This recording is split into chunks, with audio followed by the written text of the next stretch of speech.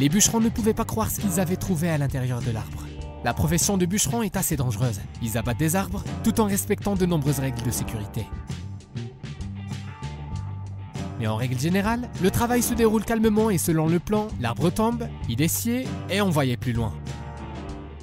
Cependant, chez ces bûcherons un jour, tout s'est mal passé. Les bûcherons n'en croyaient tout simplement pas leurs yeux quand ils ont abattu un arbre. Dans une seconde, nous allons vous dire ce qu'ils ont trouvé. Ce sont des trouvailles vraiment étonnantes.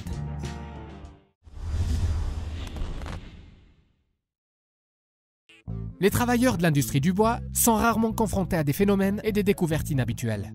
Cependant, parfois, il est possible de trouver quelque chose d'inimaginable dans les arbres. L'une des histoires s'est produite en 1980, lorsque des travailleurs arrivés dans une forêt dans l'état de Géorgie ont commencé à couper des arbres.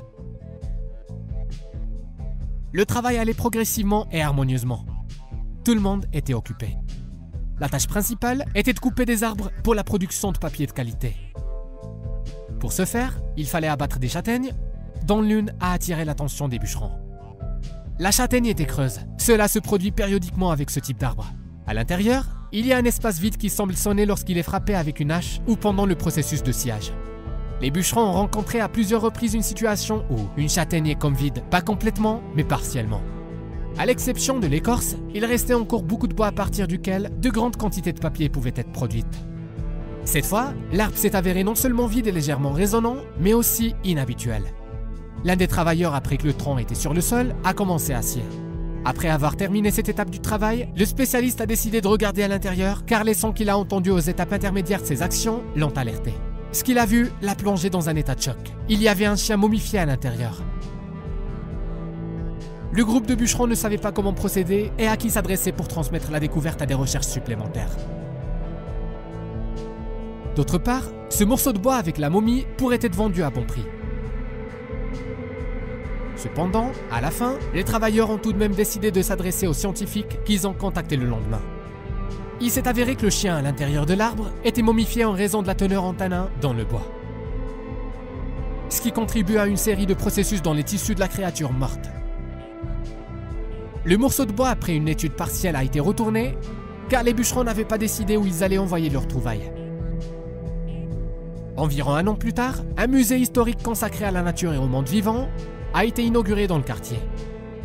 C'est avec plaisir qu'ils ont accepté l'exposition et l'ont installé dans un endroit bien en vue. Le chien momifié de Stacky, coincé en anglais, est le nom que l'exposition a reçu. Ce n'est pas le seul cas qui a surpris les bûcherons.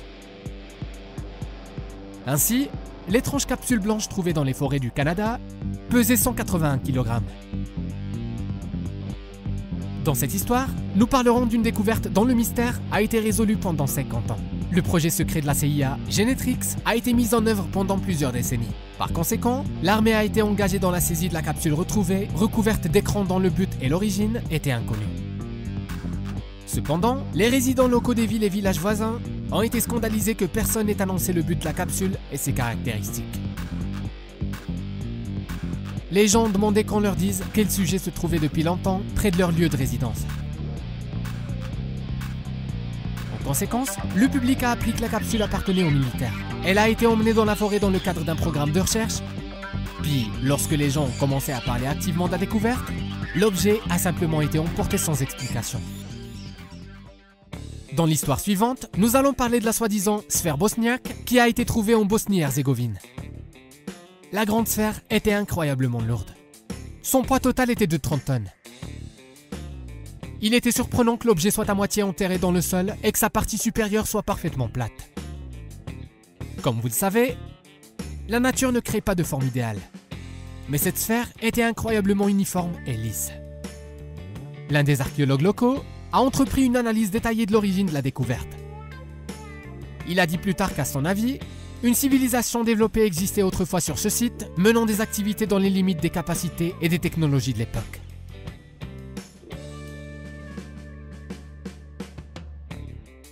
Un autre fait en témoigne indirectement. En Bosnie, de nombreuses pyramides ont été découvertes, dont la plupart sont souterraines. Ou plutôt leurs murs sont recouverts d'une couche de terre, alors que la profondeur des objets mégalithiques est faible. En général, vous pouvez lier la découverte de la sphère et les pyramides. Peut-être que tout cela a été construit par une civilisation ancienne, mais très développée. Soit dit en passant, il existe une théorie selon laquelle tout le territoire moderne de la Bosnie était jonché de sphères parfaitement rondes. Ce n'est que plus tard, lorsqu'ils ont été retrouvés par des représentants des civilisations suivantes, que ces objets ont été détruits. Les gens pensaient que des objets en or pouvaient être cachés à l'intérieur des sphères creuses. Alors, ils ont brisé le matériau durable. Parfois, même en marchant dans les bois, vous pouvez trouver des choses très inhabituelles. Avez-vous trouvé quelque chose? Écrivez vos histoires dans les commentaires sous la vidéo. Merci d'avoir regardé et à bientôt.